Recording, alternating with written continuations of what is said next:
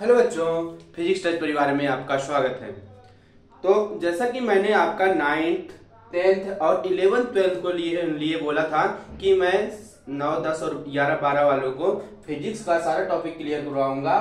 तो मैंने class 11th का और 10th का और 12th का फिजिक्स से पढ़ाना स्टार्ट कर दिया है, जिसमें से लगभग हमारे एक एक यूनिट कंप्लीट हो चुके हैं। तो आज बारी है हमारे क्लास 9th वालों की। आज मैं क्लास 9th वालों के लिए भी कुछ लेके आया हूं। आज से हमारे क्लास 9th वाले जो छोटे छोटे नन्हे मुन्ने बच्चे हैं, क्लास 9th वाले हमारे छोटे भाई हैं, उनके लिए मैं फिजिक्स स्टार्ट कर रहा हूं, उनकी फिजिक्स स्टार्ट कर रहा हूं। तो क्लास 9th की फिजिक्स है हमारी। पहला चैप्टर क्या है उसमें? तो पहला चैप्टर है आपका मोशन, गति के बारे में। तो पहला चैप्टर हमारा क्या है इसमें क्लास 9th में? तो वो है गति ना, गति के बारे में है। तो गति के बारे में हम लोग पढ़ेंगे आपके इस चैप्टर में क्लास 9th के। तो इसमें क्या क्या टॉपिक है, क्या क्या सिलेबस है, फर्स्ट चैप्टर में क्या क्या पढ़ना है चैप्टर फर्स्ट में, ये चीज जान लेते हैं। कि चैप्टर 1 है जो मोशन है आपका क्लास 9th का, उसमें हम लोगों को क्या क्या पढ़ना है, उस चैप्टर में क्या क्या चीजें हैं। तो सबसे पहले उसका इंट्रो जानते हैं हम लोग। इंट्रो में क्या जानेंगे कि क्या क्या पढ़ना है। पहले तो स्टेट्स पढ़नी है। स्टेट्स क्या होती है? जिस प्रकार आप लोग केमिस्ट्री में पढ़े हो solid, liquid and gas states, उसी प्रकार से हमारे मोशन में 2 स्टेट होती हैं, एक रेस्ट एक मोशन। इसके बारे में हम लोग डिटेल से पढ़ेंगे इसी वीडियो में। हम लोग रेस्ट मोशन के बारे में फिजिकल, उसके बाद हम लोग पढ़ेंगे physical quantity and system of unit क्या होती है, फिर पढ़ेंगे डिस्टेंस एंड डिस्प्लेसमेंट के बारे में, फिर पढ़ेंगे स्पीड और वेलोसिटी के बारे में। उसके बाद आपका टॉपिक है average speed and average velocity. फिर उसके बाद uniform and non uniform of motion, acceleration, non uniform acceleration, uniform acceleration, equation of motion, circular motion, graphical representation of motion. इतनी बातें हम लोग इस चैप्टर में अपने पढ़ रहे होंगे। तो इतनी बातें हम लोग को चैप्टर 1 में पढ़नी है मोशन में आपके, ये जो आपके सामने लिखी हुई हैं। तो सबसे पहले हम लोग पढ़ेंगे स्टेट्स के बारे में। स्टेट्स कौन कौन सी? रेस्ट स्टेट और मोशन वाले स्टेट। तो आइए स्टार्ट करते हैं हम लोग। आइए स्टार्ट करते हैं क्लास 9 की फिजिक्स। तो ये आप लोग इसको क्या करिए, लिख लीजिए और फिर शुरू करते हैं हम लोग। तो आइए शुरू किया जाए। सबसे पहले हम लोग पढ़ेंगे स्टेट्स। हम स्टेट्स क्या होती है? तो स्टेट्स होती हैं अवस्थाएं, जिस प्रकार से केमिस्ट्री में पढ़ी जाती हैं सॉलिड, लिक्विड, गैस, ठीक उसी प्रकार से हमारे इस चैप्टर मोशन में पढ़ी जाती है स्टेट्स। 2 होती हैं, 2 प्रकार की। कौन कौन सी? एक होती है रेस्ट स्टेट और एक होती है मोशन स्टेट। अब जानते हैं रेस्ट स्टेट क्या चीज होती है, मोशन क्या चीज होता है, रेस्ट क्या चीज होती है और मोशन क्या होता है, इसको हम लोग अब जानते हैं। तो in physics 2 type of states. कौन कौन सी? एक तो है हमारी रेस्ट वाली, दूसरी है कौन सी? मोशन वाली। 2 टाइप्स होती हैं स्टेट्स, एक रेस्ट एक मोशन। तो सबसे पहले हम लोग जानेंगे रेस्ट क्या होता है, फिर जानेंगे मोशन क्या होता है। तो रेस्ट हम लोग जानते हैं। सबसे पहले रेस्ट स्टेट क्या होती है? तो रेस्ट स्टेट होती है, लिखिएगा इसमें, position is fixed. Position is fixed. इसमें क्या होता है? Position is fixed. रेस्ट का मतलब होता है कोई भी वस्तु हो वह हिले डुले ना, एक स्थान पर रुकी रहे। जिस प्रकार से ये व्हाइट बोर्ड है, इधर उधर कहीं भाग नहीं रहा है, तो यहीं पर रुका हुआ है। इसकी पोजीशन क्या है? इसी जगह पर इसको रख दिया गया है, तो इसकी पोजीशन फिक्स हो गई। ठीक उसी प्रकार से कोई भी वस्तु अगर किसी फिक्स स्थान पर रखी गई रहे, वो हिले डुले ना, उसी स्थान पर क्या रहे? रुकी हुई रहे। तो इस प्रकार का स्टेट क्या कहलाता है? वो कहलाता है रेस्ट स्टेट। तो position is fixed is called rest. तो एग्जाम्पल अगर इसका मान ले हम लोग, तो एग्जाम्पल क्या लिख सकते हैं इसके एग्जाम्पल हो सकते हैं tree, house, school, tree, house, school, tree हो गया आपका हाउस हो गया, स्कूल हो गया, factory, electric poles, factory, electric poles.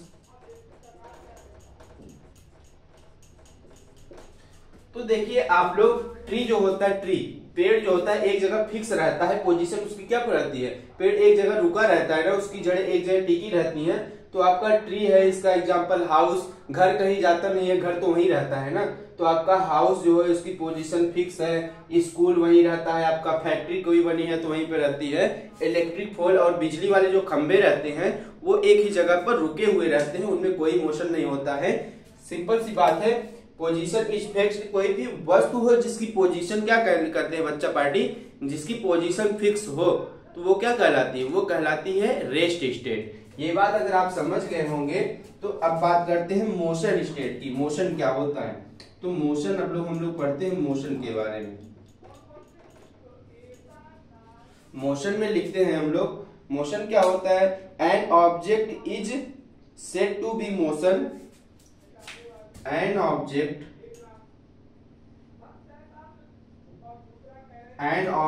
is said to be motion,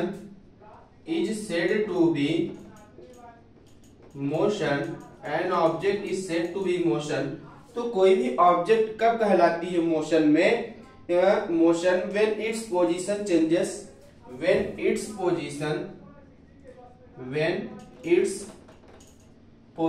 changes,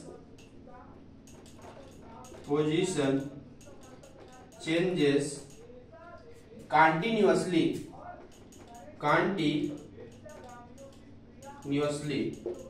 क्या करे वो, कि अपना स्थान क्या करे, कंटिन्यूअस तरीके से चेंज करता रहे। तो with respect to a stationary object, with respect to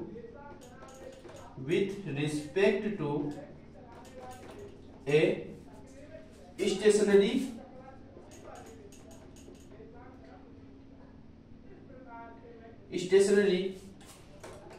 with respect to a stationary object,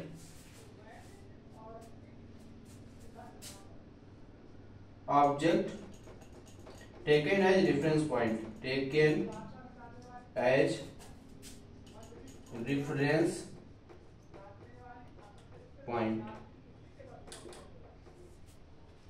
तो यहाँ पर लिखे हम लोग मोशन की डिफिनीशन। तो मोशन की डिफिनीशन आप लोग देख रहे होंगे, मोशन की डिफिनीशन क्या लिखी है, an object is said to be motion when its position changes continuously with respect to a stationary object taken as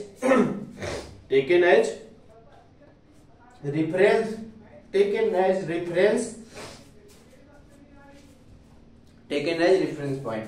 ठीक, ये बात लिखिए कि मोशन क्या होता है, तो मोशन होता है एक जब वस्तु क्या करे, कंटिन्यूअसली उसका पोजीशन क्या होता रहे, चेंज होता रहे। जैसे कि हम यहाँ पर चल रहे हैं, अगर हम यहाँ पर चल रहे हैं तो मेरा क्या हो रहा है, ये पोजीशन कंटिन्यूअस लगातार चेंज हो रही है। अभी मैं यहाँ था, यहाँ आ गया, या फिर जो भी चीजें हो रही है वो कंटिन्यूअसली तरीके से क्या हो रही है, तो चेंज हो रही है। आप लोग समझ सकते हैं, कोई भी वस्तु अगर अपनी पोजीशन लगातार चेंज करते रहे टाइम के रिस्पेक्ट में, तो इस प्रकार की वस्तुएं कहलाती है मोशन। ये बात आप लोग को समझ में आ रही होगी थोड़ी थोड़ी, लेकिन एक बात यहाँ पर देखिएगा, क्या है, रेफरेंस पॉइंट है।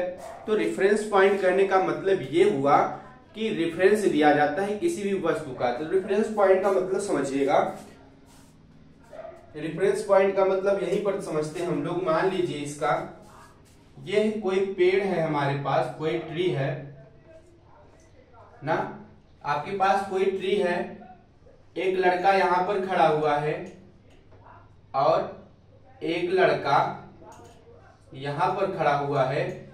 तो ये पहला लड़का है, ये दूसरा लड़का है।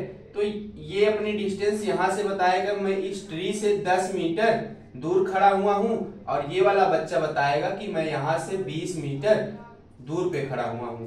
तो ये लोग किसका सहारा ले रहे हैं, तो ये लोग इस पेड़ का सहारा ले रहे हैं। इस पेड़ की मदद से बता रहे हैं कि मैं इस पेड़ से इतना दूरी पर खड़ा हुआ हूं, पहला वाला बताया। दूसरा वाला बताया मैं इस पेड़ से 10 मीटर दूर पे खड़ा हूं, दूसरा वाला बताया मैं 20 मीटर दूर पे खड़ा हूं। तो इन्होंने एक क्या माना, एक रेफरेंस पॉइंट माना जो ट्री है।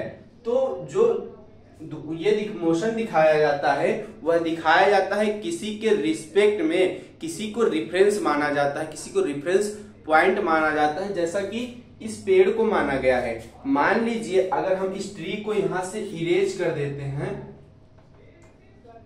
अगर यही ट्री हम लोगों ने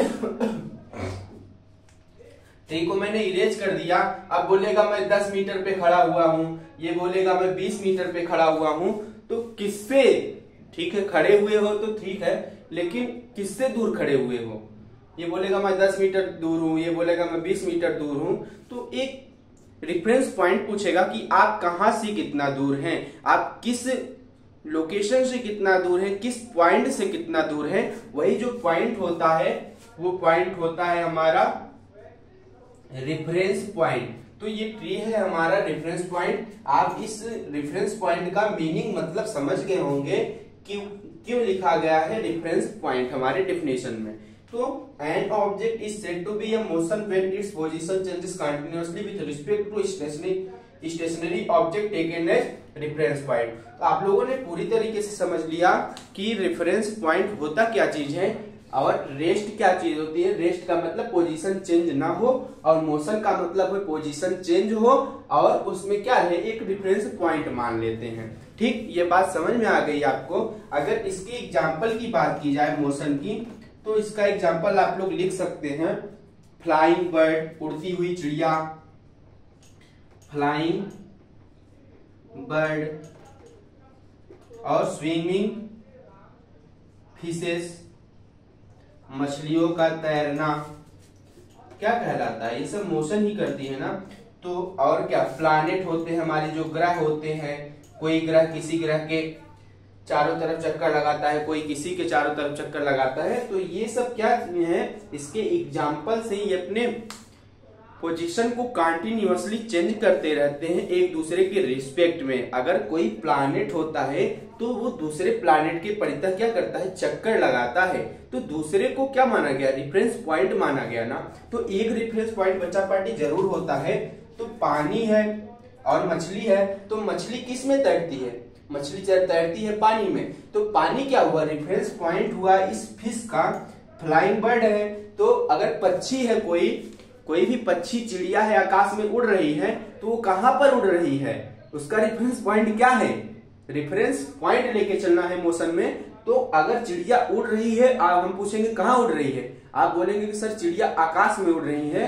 तो चिड़िया आकाश क्या हुआ, आकाश हुआ हमारा रेफरेंस पॉइंट। ठीक, ये बात आपको समझ में आ गई होगी कि मोशन क्या चीज होती है और रेस्ट क्या चीज होता है। रेस्ट में हमेशा लिया जाता है position does not fix, sorry, तो पोजीशन इसमें क्या होती है, फिक्स होती है। इसकी पोजीशन ना बदले वो होता है रेस्ट, और जिसकी पोजीशन समय के सापेक्ष बदल जाए और एक रेफरेंस पॉइंट माना जाए वो होता है मोशन। ये बात समझ में आ गई कि स्टेट्स हमारी फिजिक्स में दो होती हैं, एक होता है रेस्ट स्टेट और एक होती है हमारी मोशन स्टेट। ये बात अगर आपको कंफर्म होती है, अगर मक्खन होता है बच्चा पार्टी ये हमारी बात, तो आप कमेंट बॉक्स में सीसी लिख दीजिएगा लेक्चर ये देखने के बाद, और अपने दोस्तों को पास शेयर कर दिया करिए। बता दीजिए अपने दोस्तों को सर ने क्लास 9th की भी फिजिक्स पढ़ाना स्टार्ट कर दिया है। ठीक है, आइए इसकी आगे क्या चीज है वो पढ़ेंगे हम लोग ना। हम लोगों ने बच्चा पढ़ लिया क्या, रेस्ट क्या होता है, मोशन।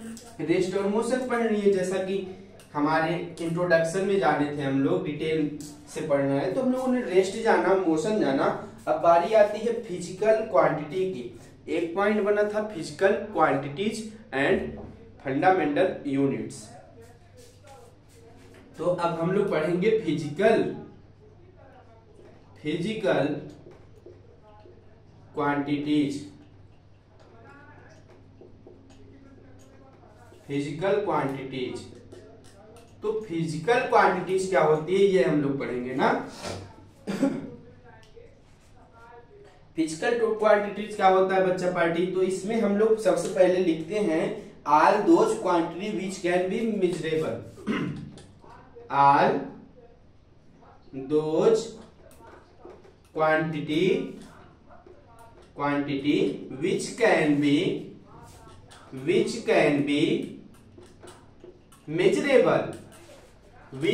be measurable, तो वो सभी भौतिक राशियां, वे सभी राशियां जिसको हम माप सकते हैं वह होती हैं हमारी क्या, फिजिकल क्वांटिटीज, भौतिक राशियां।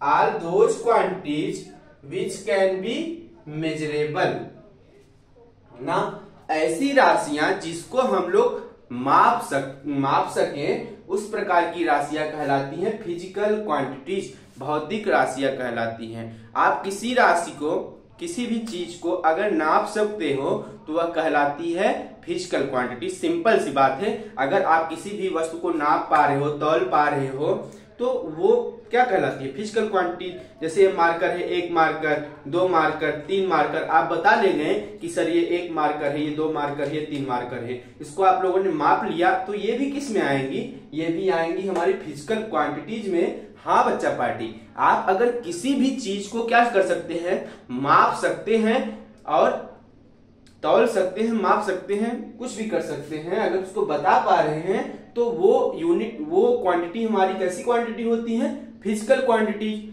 अब फिजिकल क्वांटिटी तो होती है, लेकिन अब बात आती है फिजिकल क्वांटिटी कितने प्रकार की होती है। तो फिजिकल क्वांटिटी होती है हमारी 2 प्रकार की। फिजिकल क्वांटिटी तो क्या क्या हम लोग नाप सकते हैं, तो जैसे हम लोग एग्जांपल ले लें, are those quantity which can be measurable, तो जैसे हम लोग माप सकते हैं length, mass, time, length, mass, time, और क्या, length, mass, time, temperature, force, pressure, temperature, force, pressure, density, ETC.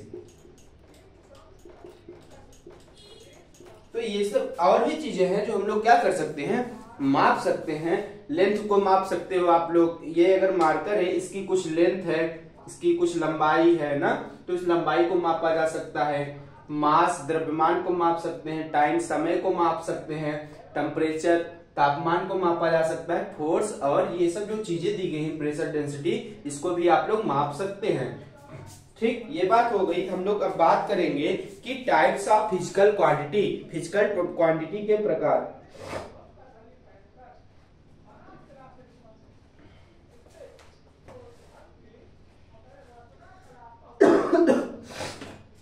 तो देखिएगा, अब ये बात अगर समझ में आ गई होगी तो हम लोग अब पढ़ेंगे टाइप्स ऑफ फिजिकल क्वांटिटी। तो फिजिकल क्वांटिटी कितनी प्रकार की होती है बच्चा पार्टी, अभी मैंने बताया कि फिजिकल क्वांटिटी जो होती है हमारी 2 होती है। कौन कौन सी, एक होती है स्केलर क्वांटिटी, और एक होती है कौन सी, वेक्टर क्वांटिटी। एक होती है स्केलर क्वांटिटी, एक होती है वेक्टर क्वांटिटी। तो 2 प्रकार की हमारी फिजिकल क्वांटिटी होती है। पहला होता है स्केलर, दूसरा होता है वेक्टर। अब बारी बारी से देखते हैं स्केलर क्वांटिटी क्या होती है और वेक्टर क्वांटिटी क्या होती है। तो स्केलर क्वांटिटी पहले हम लोग जानते हैं। स्केलर क्वांटिटी क्या होती है, तो देखिए स्केलर क्वांटिटी क्या होती है, इसमें लिखते हैं हम लोग कि are not dependent on direction. ये क्या होती है, scalar quantity are not dependent on direction. ये क्या होती हैं, ये डायरेक्शन पर डिपेंड नहीं करती हैं। Can be describe only by magnitude, can be described by only magnitude। तो ये सिर्फ कैसे डिस्क्राइब की जाती हैं, वो सिर्फ मापी जाती हैं मैग्नीट्यूड के जरिए। तो स्केलर क्वांटिटी क्या होती है? स्केलर क्वांटिटी होती है dependent on direction, can be describe by only magnitude. इसका मतलब ये हुआ, स्केलर क्वांटिटी अदिश राशियां वह होती हैं जिसमें सिर्फ क्या हो, जिसमें सिर्फ मैग्नीट्यूड हो, डायरेक्शन ना हो। तो लिखा गया है नॉट डिपेंडेंट ऑन डायरेक्शन, ये डायरेक्शन पर निर्भर नहीं करती हैं, ये मैग्नीट्यूड परिमाण के जरिए दिखाई जाती हैं। तो स्केलर क्वांटिटी वो होती हैं जिसमें डायरेक्शन नहीं दी गई रहती, सिर्फ परिमाण दिया गया रहता है। तो डायरेक्शन और मैग्नीट्यूड कहने का मतलब ये हुआ कि अगर हम आपको कह दें कि आपको 25 किलोमीटर पूर्व की दिशा में जाना है, पूर्व की दिशा में जाना है, हम लोगों ने आपको दिशा बता दिया, डायरेक्शन कि पूर्व की दिशा में 20 किलोमीटर जाना है, तो ये हो जाएगा हमारा वेक्टर क्वांटिटी। लेकिन अगर हम उसमें से दिशा हटा दें कि 20 किलोमीटर आपको जाना है, अगर हम आपसे कह दें कि आपको 20 किलोमीटर जाना है, तो आप क्या कहेंगे कि सर किस दिशा में जाना है? हमने आपको डायरेक्शन नहीं बताया, सिर्फ मैंने आपसे कहा कि आपको 20 किलोमीटर जाना है। तो जब मैंने ऐसे कहा तो इसका मतलब ये हुआ कि स्केलर क्वांटिटी मैंने आपको बताया कि आपको 20 किलोमीटर जाना है। ठीक, तो 20 किलोमीटर कहने का मतलब मैग्नीट्यूड, अगर हम कह दे 20 किलोमीटर पूर्व की दिशा में, तो हो जाएगा डायरेक्शन प्लस मैग्नीट्यूड। तो सिर्फ आपको जहां पर देखने को मिले कि मैग्नीट्यूड 20 किलोमीटर जाना है, 50 किलोमीटर जाना है, ये सब चीजें बताई जाए, डायरेक्शन न बताई जाए, वो होती है स्केलर क्वांटिटी। जहां पर डायरेक्शन की बात की जाती है वो आ जाती है हमारी वेक्टर क्वांटिटी में। अभी हम लोग वेक्टर क्वांटिटी भी पढ़ेंगे। तो अभी ये जानिए कि are not dependent on direction can be describe by only magnitude. जो राशियां डायरेक्शन पर निर्भर नहीं करती हैं, वह अपने मैग्नीट्यूड पर निर्भर करती हैं, उनके मैग्नीट्यूड से उसको डिस्क्राइब किया जाता है। वो प्रकार, किस प्रकार की राशियां कहलाती हैं? Scalar quantity. अगर इसके एग्जाम्पल की बात की जाए तो इसका एग्जाम्पल लिख लीजिए। एग्जाम्पल, इसका एग्जाम्पल हम लोग लिख सकते हैं length, mass, time, temperature. Length, mass, time, temperature, density etcetera. तो ये और भी चीजें होती है जिसको आप लोग स्केलर क्वांटिटी कहते हो, क्योंकि इन सब चीजों में क्या होता है? डायरेक्शन नहीं होती है। लेंथ में क्या डायरेक्शन होता है कि आपको 5 किलोमीटर जाना है ना, 5 किलोमीटर जाना है, लेंथ दिशा नहीं बताएगी, तो ये होता है स्केलर। मास, द्रव्यमान क्या होता है? द्रव्यमान किसको कितने केजी तौलना है, उसमें भी डायरेक्शन नहीं होती। मास, टाइम, समय को आप लोग सेकंड में मापते हैं कि अगर आप कहते हैं कि 10:12 हुआ है उत्तर की दिशा में, ऐसे नहीं कहा जाता, कहा जाता है कि 10:02 हो रहे हैं, 12 मिनट हो रहे हैं, दिशा नहीं बताई जाती है। तो टाइम भी क्या होता है? Scalar quantity. टेम्परेचर भी स्केलर क्वांटिटी, डेंसिटी भी स्केलर क्वांटिटी। टेम्परेचर, तापमान क्या होता है?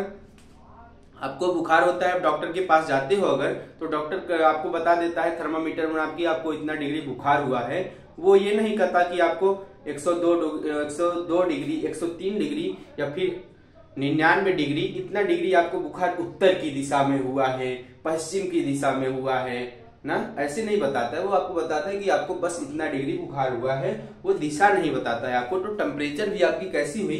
तो टेम्परेचर भी आपकी स्केलर क्वांटिटी हुई। ये बात आपको समझ में आ गई हो तो हम लोग बढ़ते हैं अपने वेक्टर क्वांटिटी की तरफ। ठीक,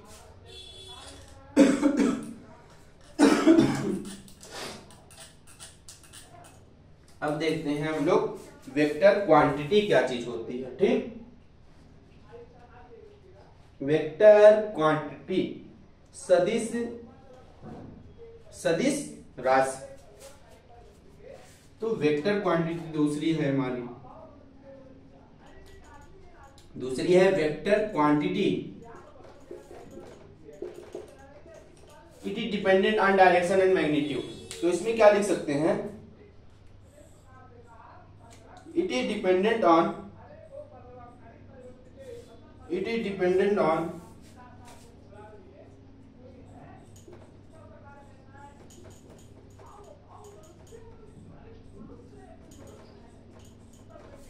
it is dependent on direction and magnitude. यह दिशा उसमें क्या था, उसमें सिर्फ मैग्नीट्यूड पर डिपेंड कर रही थी, डायरेक्शन पर नहीं। यहाँ पर क्या हो जाएगा, इसमें डायरेक्शन और मैग्नीट्यूड दोनों पर डिपेंड करेंगे। It is dependent on direction and magnitude both. ठीक, ये बात समझ में आई आपको कि ये डायरेक्शन और मैग्नीट्यूड दोनों पे डिपेंड करती हैं। इसका एग्जांपल अगर हम लोग लेना चाहें तो ले सकते हैं बल, फोर्स ले लीजिए कि बल, आपको अगर बल की बात की जाती है, फोर्स की, फोर्स बताया जाता है। अगर कोई बॉक्स दे दिया जाए आपको खिसकाने के लिए, ये बॉक्स अगर दे दिया जाए, आप इस पर फोर्स लगाएंगे, हम आपसे बताएंगे कि इस बॉक्स को आपको ईस्ट साइड, ईस्ट डायरेक्शन में खिसकाना है, तो आप अगर इस पर फोर्स लगाते हैं तो ईस्ट साइड ही लगाते हैं, क्योंकि ईस्ट साइड ढकेलने के लिए उसको ईस्ट साइड ही, उसी डायरेक्शन में बल लगाया जाता है। मान लीजिए इसको 10 मीटर आपको खिसकाना है, तो आप इस पर जो बल लगाएंगे उस डायरेक्शन में उतना वो ब्लॉक खिसक जाएगा। तो आप लोग समझ में रहे होंगे कि फोर्स में क्या होता है, फोर्स में दिशा भी होती है और मैग्नीट्यूड भी होता है, कि कितना डिस्टेंस उसको खिसकाना है और कितना बल लगाकर किस दिशा में। तो फोर्स जो होता है वो वेक्टर क्वांटिटी होता है, और भी ऐसी क्वांटिटी है जो कि वेक्टर होती है। ये बात आपको समझ में आ गई कि स्केलर और वेक्टर क्वांटिटीज क्या होती हैं। तो आप लोगों ने जाना कि स्केलर क्वांटिटी वह क्वांटिटी होती है जिसमें सिर्फ मैग्नीट्यूड होता है, डायरेक्शन नहीं, और वेक्टर क्वांटिटी वह क्वांटिटी होती है जिसमें दोनों होता है। क्या क्या, तो दोनों होने चाहिए, स्केलर में होने चाहिए सिर्फ मैग्नीट्यूड और वेक्टर में होना चाहिए डायरेक्शन प्लस मैग्नीट्यूड ना। अगर यहीं पर देख ले, स्केलर में क्या होता है, स्केलर में होता है सिर्फ मैग्नीट्यूड, और वेक्टर में क्या होता है, वेक्टर में होता है डायरेक्शन प्लस मैग्नीट्यूड। तो वेक्टर में होते हैं डायरेक्शन प्लस मैग्नीट्यूड, स्केलर में होता है सिर्फ मैग्नीट्यूड। ये बात आपको समझ में आ गई होगी।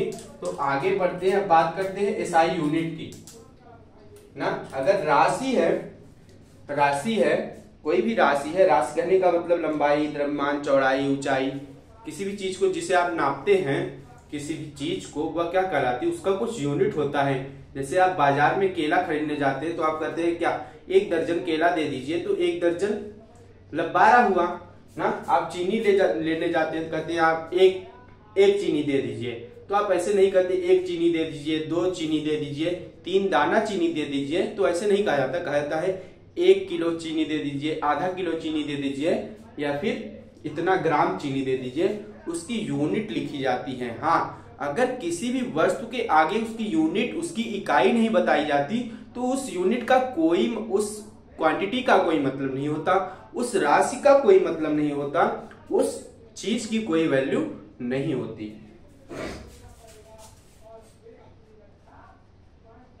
ठीक है, ये समझ में आ रहा है आपको?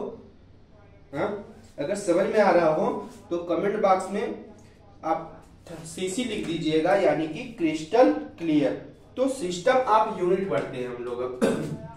System of units, system of units क्या चीज होती है, तो इसमें लिखिएगा कि सिस्टम ऑफ यूनिट्स में सबसे पहले यूनिट की बात की जाए तो यूनिट क्या होती है, tools using can measure physical quantity. Tools,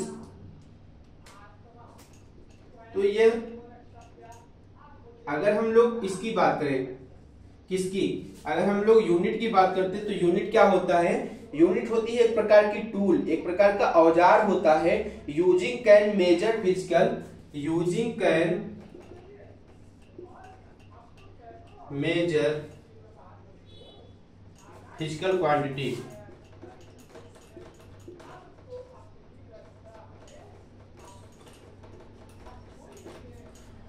तो लिखा गया है tools using can measure physical quantities. तो यूनिट एक प्रकार का औजार, टूल होता है जिसके मदद से हम लोग किसी भी क्वांटिटी को मापते हैं, मेजर करते हैं। तो क्या होता है बच्चों, हमारे चुलबुलों, हमारे छोटे मोटे नन्हे मुन्ने छोटे भाई बहनों, तो यूनिट होती है किसी भी राशि की मेजर करने का तरीका, किसी भी फिजिकल क्वांटिटी की मेजर करने का वह औजार होता है जिसके जरिए उस भौतिक राशि को मापा जाता है। हाँ, ये बात आपको समझ में आ गई कि यूनिट क्या होती है। अगर हम लोग बात करें तो कि सिस्टम ऑफ यूनिट कितनी होती है, तो सिस्टम ऑफ यूनिट होती है आपकी 3 प्रकार की। एक होती है एफपीएस, एक होती है सीजीएस, एक होती है एमकेएस। तो ये 3 प्रकार की आपकी क्या होती है, सिस्टम ऑफ यूनिट होती है। सबसे ज्यादा फेमस है ये वाली। आजकल हम लोग एमकेएस सिस्टम जो है इसी का यूज करते हैं, जिसको हम लोग कहते हैं एसआई सिस्टम ना। ये पुराने जमाने में ये चीजें यूज होती थी। ये पहली और दूसरी वाली एफपीएस जो लिखी है ये पहली वाली, सीजीएस दूसरी वाली और ये तीसरी वाली। तो ये पुराने जमाने में यूज किया जाता था ये दोनों। अब अधिकतर ये वाली जो हमारी यूनिट है ये यूज की जाती है एमकेएस सिस्टम। एमकेएस सिस्टम ही आजकल हम लोग यूज करते हैं।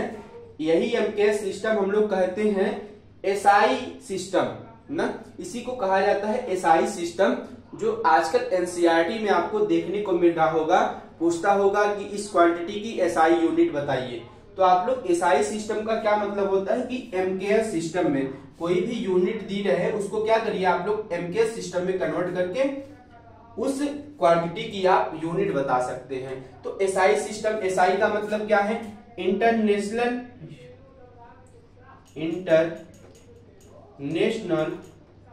System of unit. अमेरिका वाले कैसे बोलते हैं, यूनाइटेड स्टेट्स ऑफ अमेरिका। तो एसआई यूनिट क्या है, international system of unit. International system of units, international system of unit. तो इसको हम लोग कहते हैं international system of unit, SI system. ये बात आपको समझ में आ गई कि सिस्टम ऑफ यूनिट 3 प्रकार के होते हैं, सीजीएस, एमकेएस, एफपीएस। आजकल यूज किया जा रहा है कौन सा, आजकल यूज होता है एमकेएस। एमकेएस मतलब एसआई सिस्टम। एसआई सिस्टम का फुल फॉर्म अगर आपके एग्जाम में आ गया एसआई सिस्टम का फुल फॉर्म, आप लिखेंगे international system of unit, international system of unit. ये बात आपको कंफर्म हो गई कि रेस्ट क्या होता है, मोशन क्या होता है, स्केलर क्वांटिटी क्या होती है, वेक्टर क्वांटिटी क्या होती है, फिजिकल क्वांटिटी के टाइप्स क्या क्या होते हैं। स्केलर की एग्जांपल, वेक्टर के एग्जांपल, स्केलर में क्या होता है, मैग्नीट्यूड होता है, वेक्टर में मैग्नीट्यूड प्लस डायरेक्शन होती है। उसके बाद क्या है, ये सिस्टम ऑफ यूनिट कौन कौन सी होती है। तो यूनिट क्या होता है, यूनिट होता है टूल्स होता है एक प्रकार का जो फिजिकल क्वांटिटी को मापने में प्रयोग किया जाता है। उसके बाद हम लोगों ने जाना सीजीएस, एमकेएस, एफपीएस 3 प्रकार के सिस्टम होते हैं। आजकल एमकेएस सिस्टम यूज होता है, जिसको हम लोग एमकेएस ना बोल के क्या बोलते हैं, एसआई सिस्टम। एसआई सिस्टम में ही हर एक चीजों को कन्वर्ट किया जाता है। एसआई सिस्टम का मतलब होता है इंटरनेशनल सिस्टम ऑफ यूनिट। यहां तक आपको कंफर्म हो अगर तो आगे बढ़ते हैं। ठीक है, आगे बढ़ा जाए। तो आगे देखिएगा, इसको इरेज करते हैं।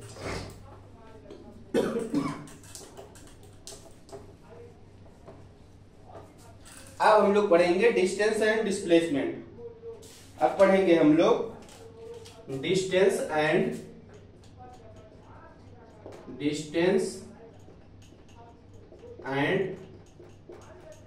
डिस्प्लेसमेंट।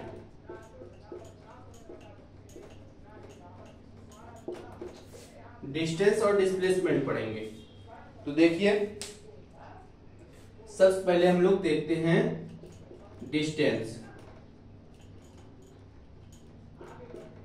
दूरी क्या चीज होती है, तो दूरी लिखिएगा आप लोग, it is the actual length of the, it is actual length of the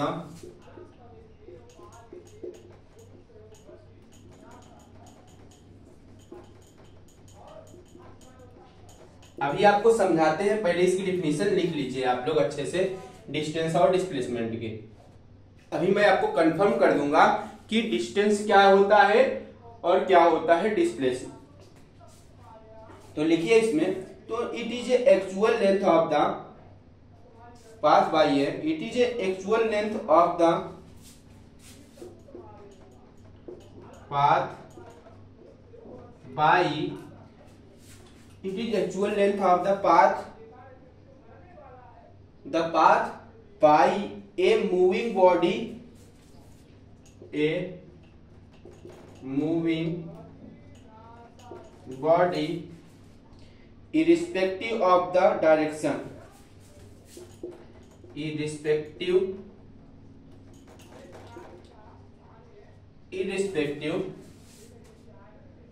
of the direction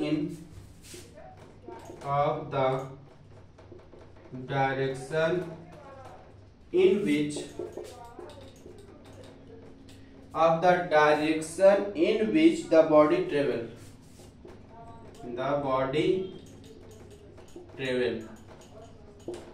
तो डिस्टेंस क्या होती है? डिस्टेंस लिखी गई है, it is actual length of the path by a moving body irrespective of the direction in which the body travels.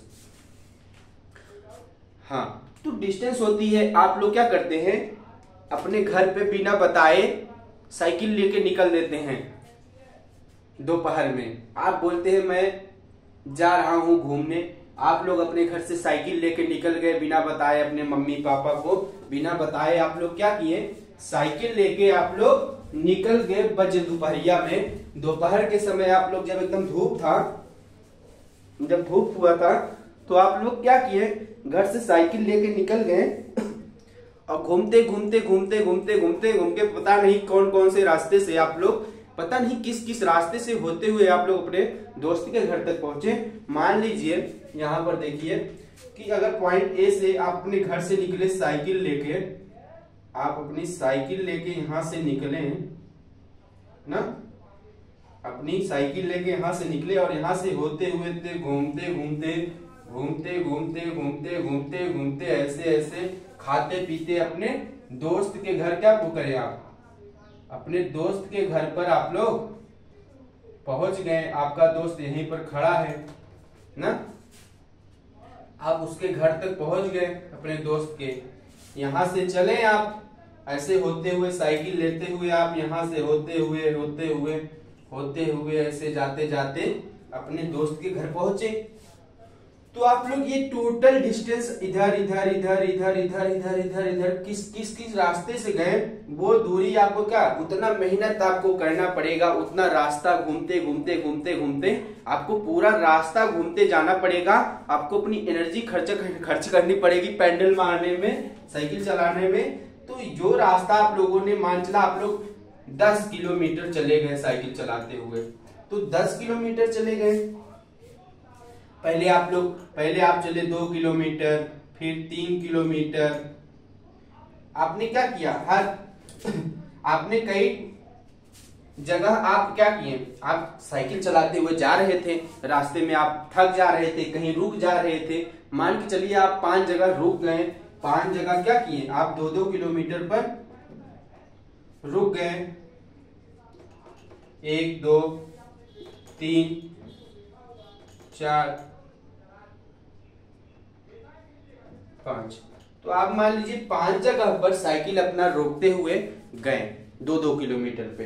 तो 5 दूनी 10 kilometre में आप लोग 5 जगह रुके, 2 + 2 + 2 + 2 3 2 5, तो आप यहां से 10 किलोमीटर तक पहुंच गए उसके घर तक। तो पूरी डायरेक्शन जितनी भी डिस्टेंस थी आप उसको क्या करें, जोड़ के लिखें। जितना चले आप साइकिल, जितना चलाए टोटल को जोड़ा गया। तो ये जो टोटल हम लोगों ने जोड़ा, टोटल जोड़ा डिस्टेंस, ये क्या टोटल दूरी जोड़ी, ये है हमारी, यही कहलाती है डिस्टेंस। यही जो लेंथ हम लोगों ने नापा है 2-2 किलोमीटर पे पूरी डायरेक्शन, यही होती है हमारी डिस्टेंस। अब बात करते हैं डिस्प्लेसमेंट की। ये बात अगर आप समझ गए हो तो ठीक है। अगर इसकी एक फिगर बना दे हम,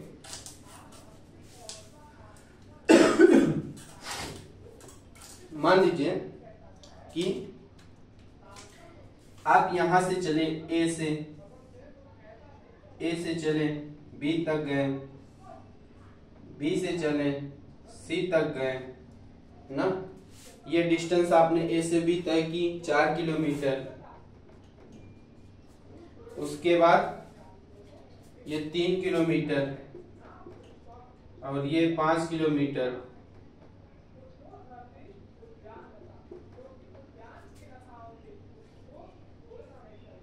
तो इस प्रकार से ए से बी चले 4 किलोमीटर, फिर 4 से बी से सी चले 3 किलोमीटर, फिर सी से ए तक फिर आए 5 किलोमीटर चल के, इस प्रकार से आए। तो डिस्टेंस होती है कि सबको जोड़ दो, 4 + 3 + 5, तो इस प्रकार से आती है टोटल आपकी 12 किलोमीटर ना। डिस्टेंस की बात की जाए तो ये भी दूरी नापेंगे, ये भी नापेंगे, ये भी नापेंगे। टोटल कहां से चले कहां तक पहुंचे, टोटल दूरी नापते हैं, टोटल लेंथ लंबाई नापते हैं, तभी क्या आती है, एग्जैक्ट पूरी वैल्यू आती है, जिसको हम लोग क्या कहते हैं, डिस्टेंस। अब चलते हैं डिस्प्लेसमेंट की। अगर डिस्टेंस कैसी राशि होती है, डिस्टेंस होती है हमारी scalar quantity. Scalar quantity, distance होती है scalar quantity. Distance scalar quantity इसलिए होती है बच्चा पार्टी, क्योंकि इसमें सिर्फ मैग्नीट्यूड होता है, डायरेक्शन नहीं होती है। आपको डिस्टेंस दी जाती है कि आपको जाना है तो जाना है, किस दिशा में जाना है ये बात नहीं बताई जाती। तो यहां से आपको समझ में आ गया होगा कि डिस्टेंस कैसी राशि है, तो स्केलर क्वांटिटी हुई। और क्या चीज है इसमें, इसका जो यूनिट होता है, यूनिट डिस्टेंस का, वो होता है मीटर पर सेकेंड ना। डिस्टेंस की यूनिट होती है क्या, डिस्टेंस की यूनिट होती है मीटर पर सेकेंड। ये बात समझ में आ गई कि डिस्टेंस की यूनिट क्या होती है, मीटर पर सेकेंड, और स्केलर क्वांटिटी होती है टोटल कितना लेंथ चला है वो नापते हैं, तो आती है डिस्टेंस। अब बात करते हैं डिस्प्लेसमेंट की।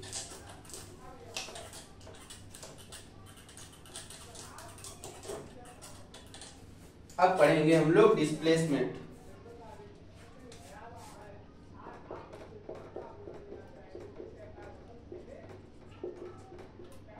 विस्थापन जिसको आप सब कहते हैं, तो इसमें थोड़ा सा लिखिएगा। डिस्प्लेसमेंट में क्या लिखेंगे हम लोग, तो डिस्प्लेसमेंट होता है when the body moves from the position, when the body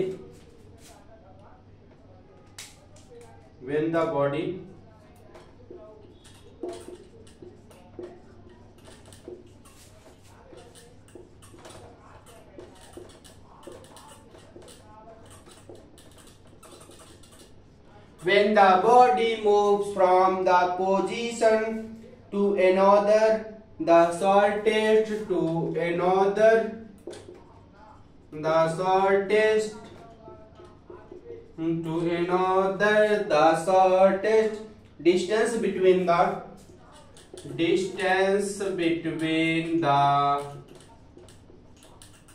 एक गाना इसी को पढ़ दें क्या, when the body moves from the position to another, the shortest distance between the initial position and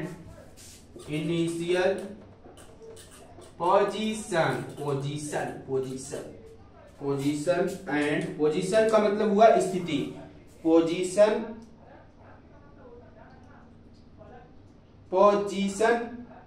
and final position, initial position and final position of the body along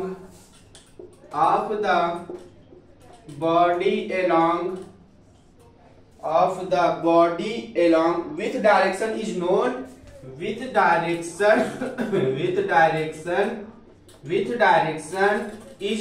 as displacement,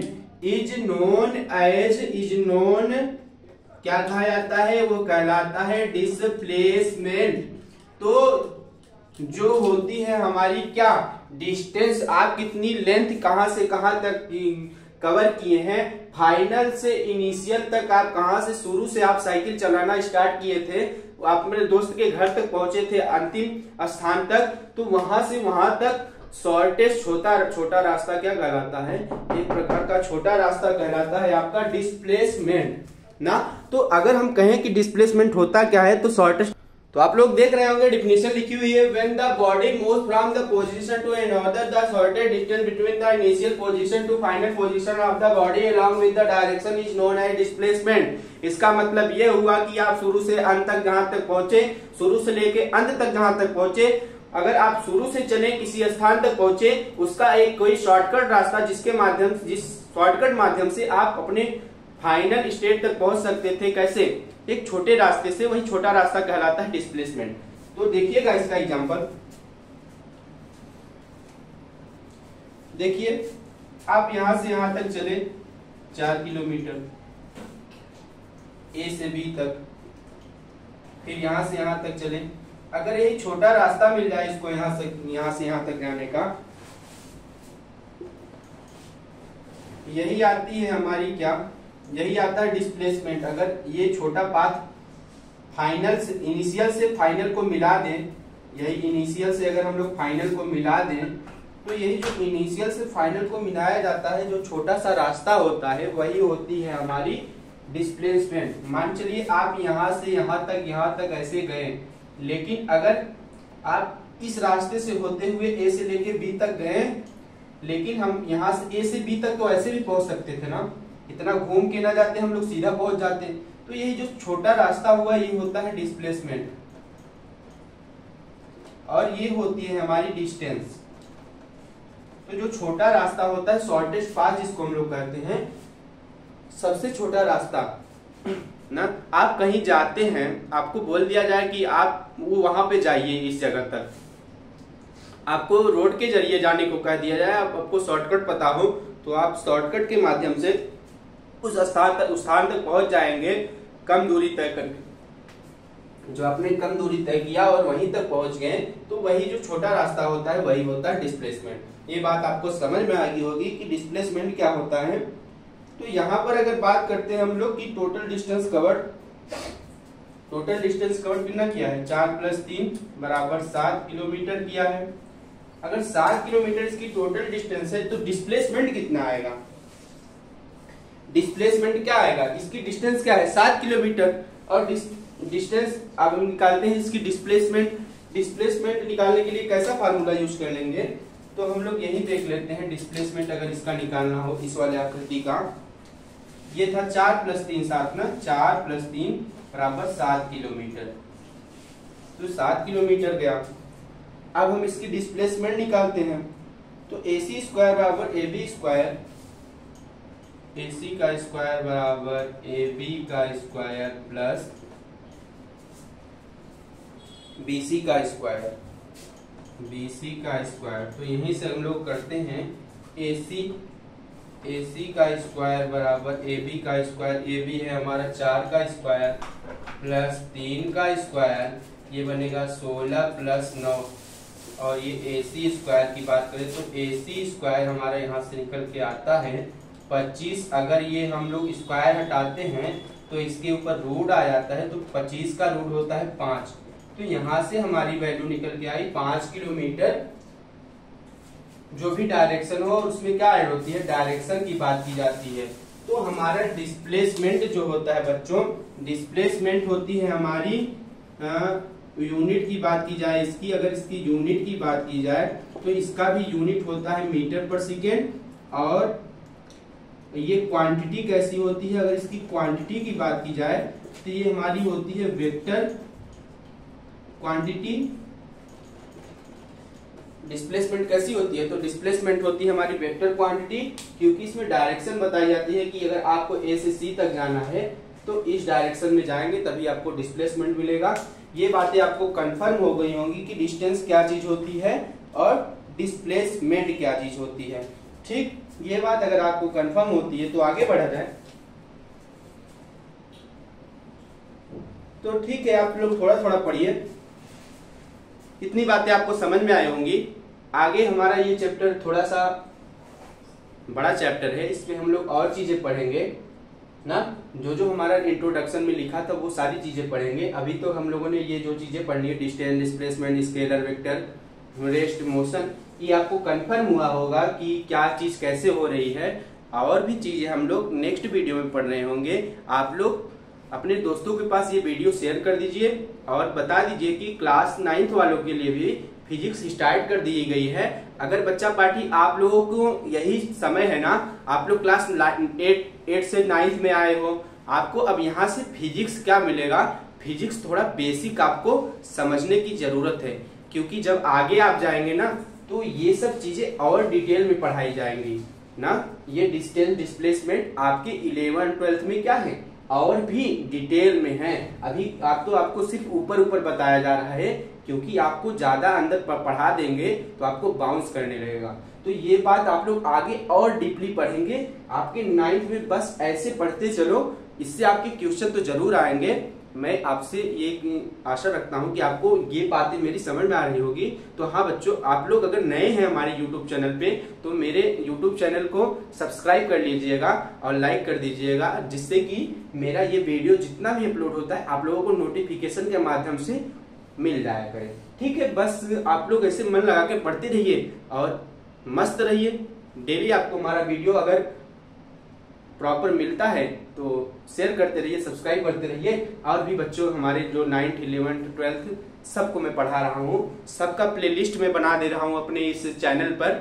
आप लोग को playlist में जिन जिन topic पर physics का पढ़ना हो आप जाके देख सकते हैं।